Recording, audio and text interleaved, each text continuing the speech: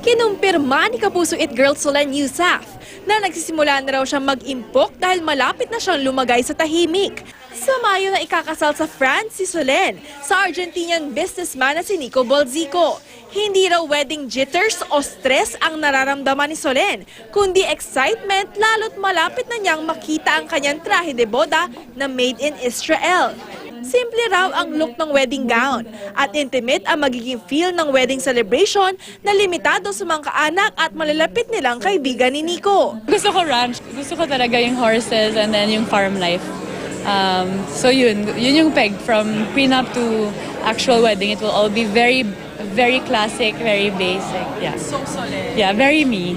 Pero how true na nililimitahan na raw ni Nico si Solenn sa pagtanggap ng projects na may sexy theme. Kilala niya ako and he knows that this is who I am and this is how he met me. So I won't change talaga. Kapag buntis ako in the future, maglalagay pa ako ng super mini skirt at mga butas-butas dito.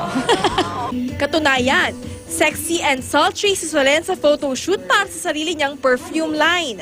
2 taon daw niyang binuno ang bagong business venture at hands-on daw siya sa proseso ng pamimili ng perfume scents na mula pa sa France at Thailand. Since you know more your personality, you're more picky with smells, with scents. At syempre naman yung scent ay yung first thing that you'll remember about the person.